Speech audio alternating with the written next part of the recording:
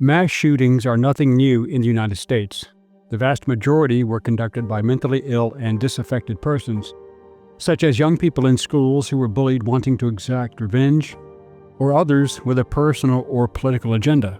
However, the mass shooting at Fort Hood, Texas was unique in that it was a military officer of the U.S. Army, Major Nidal Hasan, who attacked fellow soldiers. The event was labeled workplace violence by the Obama administration, refusing to accept the widely perceived public perception that it was a religiously and politically motivated act of terrorism. Who is Major Nidal Hasan? What led to his becoming a mass murderer? Was he religiously motivated? What was the result of his actions? Hello, I'm Colin Heaton, former history professor, Army and Marine Corps veteran, and welcome to this episode of Forgotten History.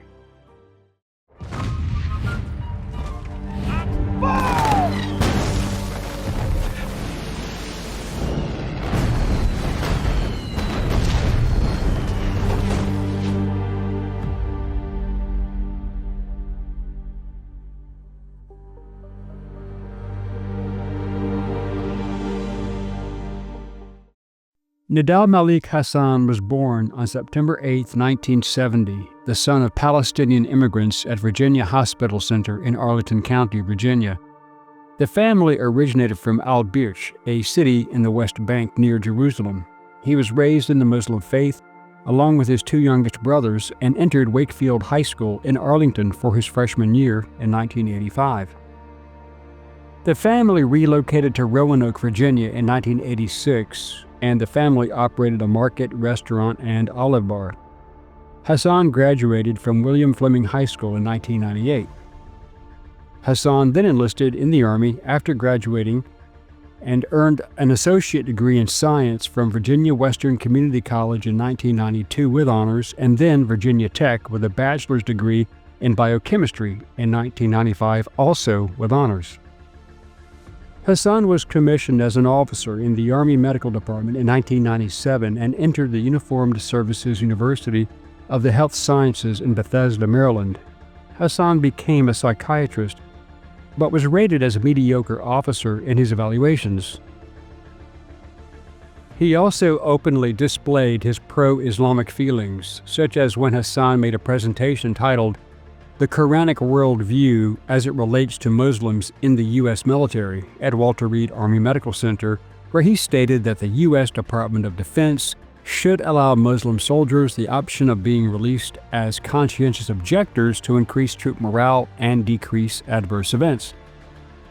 He also stated that these adverse events could be refusal to deploy, espionage, or even the killing of fellow soldiers. Hasan said that, according to the Quran, non-believers would be sent to hell, decapitated, set on fire, and have burning oil poured down their throats, and he justified suicide bombings. But what motivated Hasan to become radicalized? According to Colonel Terry Lee, who knew Hasan, said that he was greatly affected by the June 1, 2009 Little Rock, Arkansas Military Recruiting Center shooting when Carlos Leon Bledsoe opened fire with a rifle in a drive-by shooting, killing Private William Long and wounding Private Quentin Ezerula. Lee told Fox News that Hasan made outlandish statements against the American military presence in Iraq and Afghanistan, with Hasan saying that the Muslims should stand up and fight against the aggressor. Hasan hoped President Barack Obama would withdraw all U.S. troops. He attended the Falls Church Mosque with Nawaf al-Azmi and Hani Hanjour, two of the September 11 hijackers, who attended that mosque from April 2001 through late summer 2001. Hasan had several email accounts which revealed he had visited radical Islamic websites. He also had direct contact by email with Anwar al-Awlaki, the imam at the Dar al-Hijra Mosque in Falls Church, between 2000 and 2002. Al-Awlaki had been under FBI investigation connecting him to the September 11th event and the hijackers. Due to the 20 emails between them from December 2008 and June 2009, Hasan was investigated by the FBI. In one email, Hasan wrote, "I can't wait to join you in the afterlife. Lieutenant Colonel Tony Schaffer, a military analyst at the Center for Advanced Defense Studies, suggested that Hasan was either offering himself up or had already crossed that line in his own mind. But for some reason, these did not raise any red flags, and there were no warnings given to the military. The Army was informed of these events, but the emails were believed to be consistent with Hasan's research about Muslims in the military as part of his master's research in disaster and preventative psychiatry. The information was reviewed by one of its Defense Criminal Investigative Service members through the FBI, but it still was ignored. The Department of Defense stated that they were not notified of such investigations before the shootings, so the investigation was dropped. Hasan was reassigned to Fort Hood, Texas, and prior to the shootings, Hasan gave away all of his personal belongings, saying he was being deployed to Afghanistan, as well as handing out copies of the Quran, along with his business cards as a psychiatrist, minus his military rank. On July 31, 2009, Hasan entered the Guns Galore store in Killeen, Texas, and purchased an FN-57 semi-automatic pistol. According to Army Specialist William Gilbert, a regular customer at the store, Hasan entered the store and asked for the most technologically advanced weapon on the market and the one with the highest standard magazine capacity. Hasan was asked his intentions regarding the weapon, and the three people present, Gilbert included, who owned one already, the store manager, and an employee, all spent an hour describing its operation to Hasan, who wanted to research the pistol.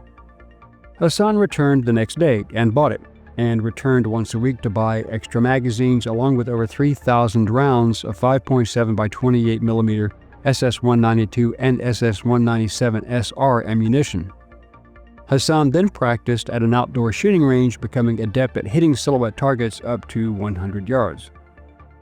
At approximately 1:34 p.m. local time on November 5, 2009, Hasan entered the Soldier Readiness Processing Center at Fort Hood carrying his FN-57 pistol fitted with two Laser Max sights, one red and one green, as well as a Smith & Wesson .357 Magnum revolver, which he did not use. Hasan entered the building and asked a worker to see Major Parrish. Major Parrish, who had been assisting Hasan in his deployment preparations, was supposed to have a meeting with him. The worker went to get Parrish, and, according to eyewitnesses, Hasan then went behind the desk and bowed his head for several seconds before he suddenly stood up and shouted "Allahu Akbar" and opened fire. Hasan initially sprayed bullets at soldiers in a fan-like motion before taking aim at individual soldiers. Eyewitness Sergeant Michael Davis said the rate of fire was pretty much constant shooting. When I initially heard it, it sounded like an M16. Army Reserve Captain John Gaffney charged him but was killed. Civilian physician assistant Michael Cahill also tried to charge Hasan with a chair, but he was killed. Army Reserve Specialist Logan Burnett tried to stop Hasan by throwing a folding table at him, but he was shot in the left hip, fell down, and crawled to a nearby cubicle. Hasan passed up several opportunities to shoot civilians and instead targeted soldiers in uniform, as none had weapons.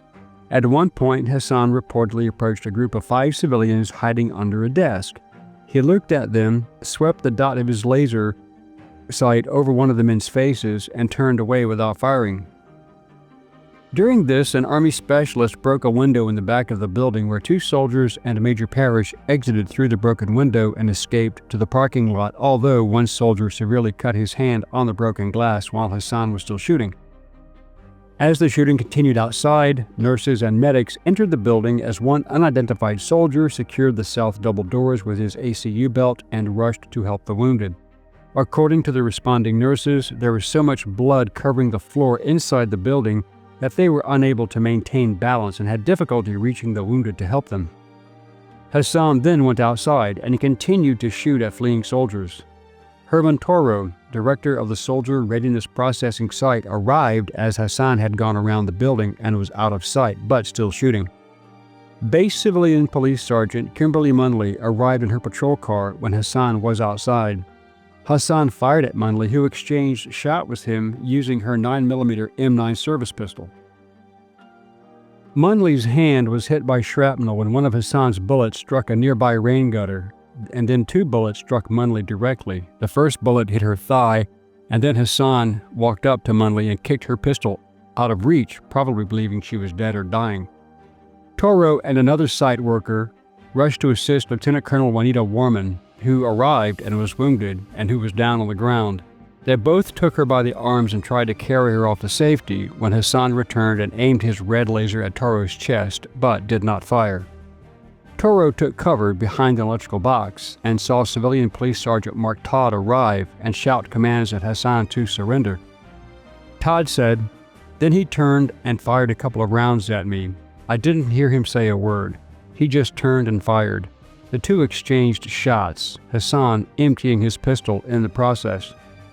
Hasan stopped, turned, and reached into his pocket for a new magazine before being felled by 5 shots from Todd, who ran over to Hasan and kicked the pistol out of his hand and put cuffs on him as he fell unconscious.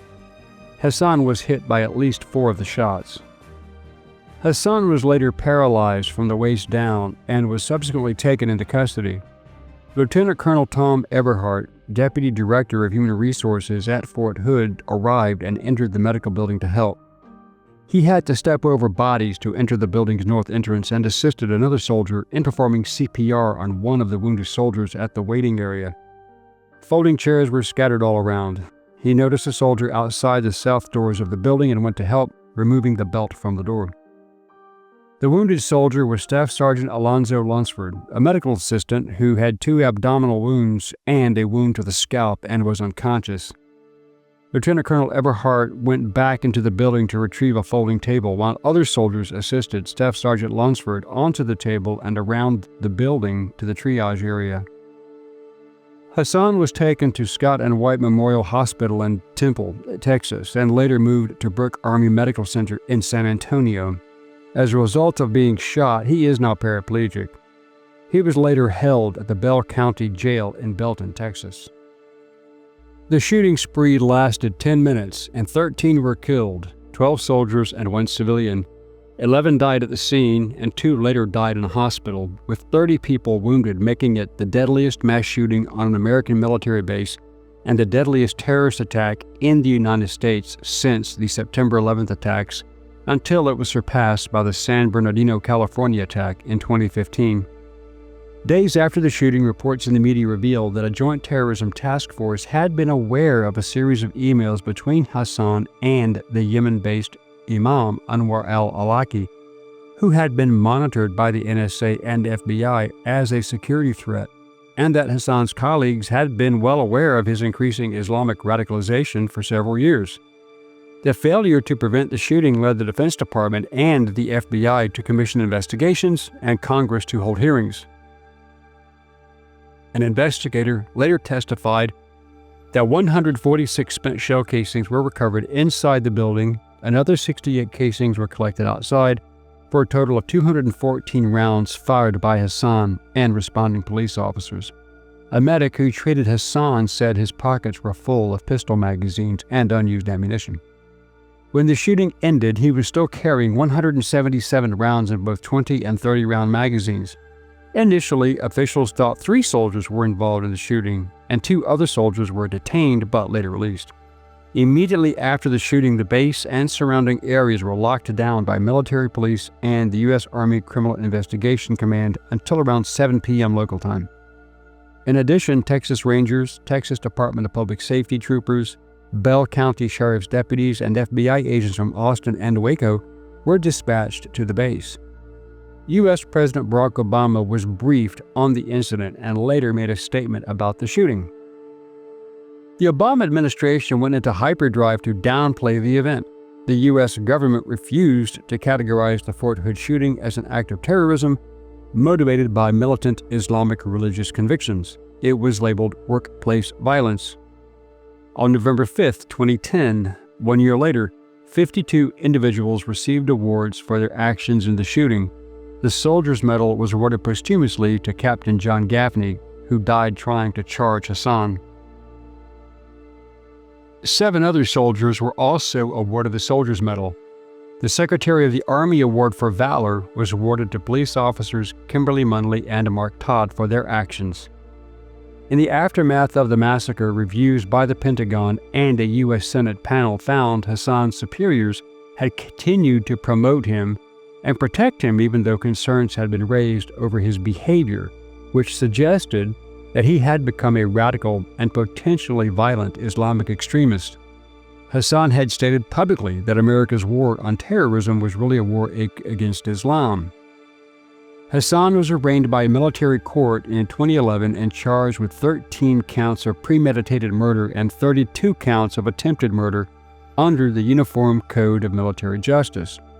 On May 23, 2011, the Army Award for Valor was posthumously awarded to the civilian physician assistant Michael Cahill, who died trying to charge the shooter with a chair.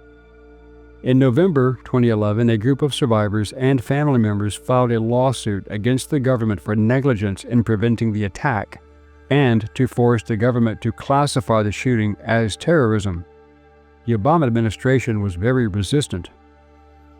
A lawsuit filed in that same month by victims and their family members also alleged that the government's failure to take action against Hasan long before the attack was willful negligence prompted by political correctness. The 83 claimants sought $750 million in compensation from the Army. The Pentagon argued that charging Hasan with terrorism was not possible within the military justice system and that such action could harm the military prosecutor's ability to sustain a guilty verdict against Hasan. As of June 2016, the stay on the civil suit remains in place. In May 2012, Senator Joseph Lieberman and Representative Peter T. King proposed legislation that would make the victims of the shooting eligible for the Purple Heart.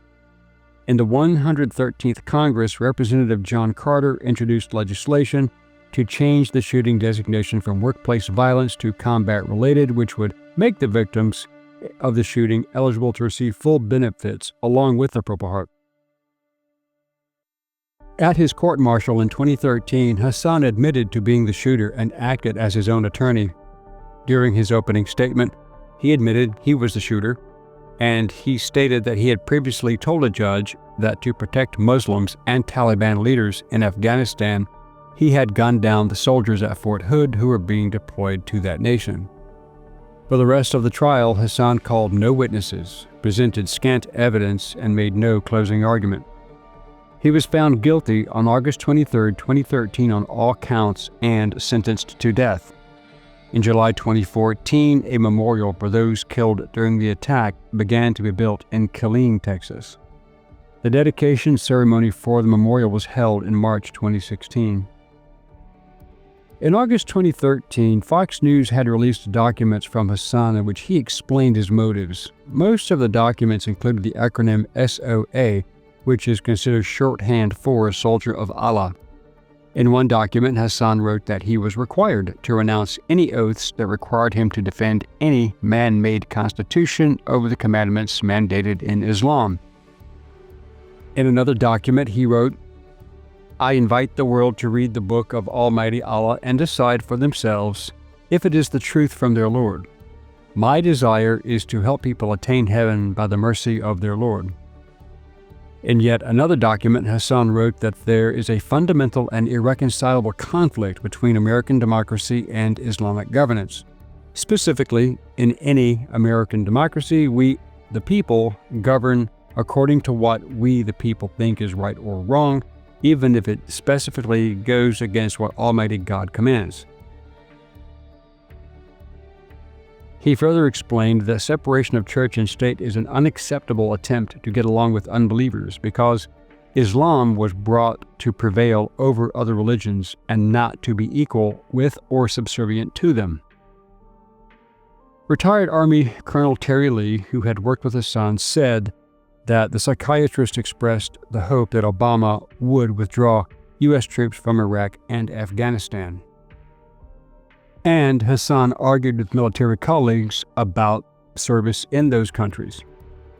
On February 6, 2015, the U.S. Department of Defense issued a press release in which Secretary of the Army John M. McHugh announced that he was approving the awarding of the Purple Heart and its civilian counterpart, the Secretary of Defense Medal for the Defense of Freedom, to victims of the shooting. This was a result of Congress expanding the eligibility requirement under a provision of the National Defense Authorization Act of 2015. On April 10, 2015, nearly 50 awards were handed out to dozens of survivors. But what were his actual motivations? Soon after the attack, Anwar al-Awlaki posted praise for Hasan for the shooting on his website. He wrote, "Nidal Hasan is a hero. The fact that fighting against the U.S. Army is an Islamic duty cannot be disputed. Nidal has killed soldiers who are about to be deployed to Iraq and Afghanistan in order to kill Muslims." In March 2010, al-Awlaki alleged that the Obama administration tried to portray Hasan's actions as an individual act of violence from an estranged individual, and that it was trying to suppress information for the American public. This is what al-Awlaki said. Until this moment, the administration is refusing to release the emails exchanged between myself and Nidal. And after the operation of our brother Umar Farouk, the initial comments coming from the administration were looking the same. Another attempt at covering up the truth. But Al-Qaeda cut off Obama from deceiving the world again by issuing their statement claiming responsibility for the operation. End quote. In October 2018, the program on extremism at George Washington University published a case study about the radicalization of Nidal Hasan. The report is based on previously unpublished as well as new sources, including primary source documents, discussions with those close to Hasan, and interviews with Hasan himself. The paper concluded that his faith was fundamental to the development of his worldview and his pathway towards radicalization, and that his radicalization followed a linear pathway. A man who said he was first cousin of Major Nidal Malik Hasan told Fox News that his cousin had been harassed by other military members due to his Mideastern background. However, these allegations seem spurious at best, as there were no reports ever filed by Hasan complaining about such activities. Michael Scheuer, the retired former head of the Bin Laden Issue Station, and former U.S. Attorney General Michael Mukasey, have called the event a terrorist attack, as has the terrorism expert Walid Faris. Retired General Barry McCaffrey said on Anderson Cooper 360 that it's starting to appear as if this was a domestic terrorist attack on fellow soldiers by a major in the Army who we educated for 6 years while he was giving off these vibes of disloyalty to his own force. It would appear that Major Nidal Hasan was in fact a committed jihadist, traitor, and murderer. But it is more involved than that. The military and federal agencies knew all along that he was a high-risk person, yet they did not take away his security clearance. They also fell into the Obama-launched hands-off policy when it came to Muslims and others who, had they been white extremists, would have been arrested, interrogated, and sent to prison. The Biden administration did it again against the January 6 protesters, even those who committed no crimes, while protecting their own who were in fact committing high crimes and possibly treason. Hasan was able to operate because of race-defining politics. If the government agencies had done their jobs, no one would have been killed. John P. Galligan, Hasan's civilian lawyer, who regularly visits him in jail, said his former client was denied the opportunity to defend himself when the judge barred him from arguing that he had carried out the mass shooting to save the lives of Taliban leaders in Afghanistan.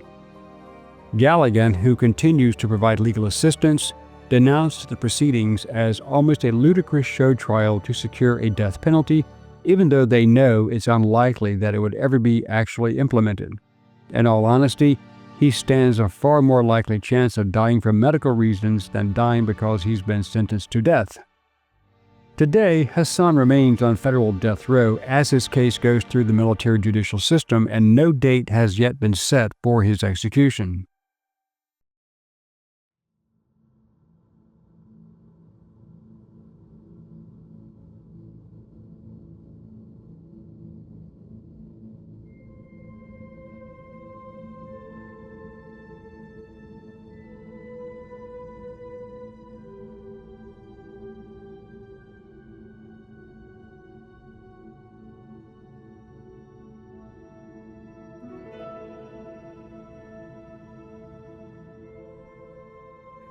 Thank you for watching this episode of Forgotten History. If you liked what you saw, please click like, share, and subscribe. And if you would like to assist with the ever-increasing cost of production, please consider becoming a channel member and joining our Patreon page.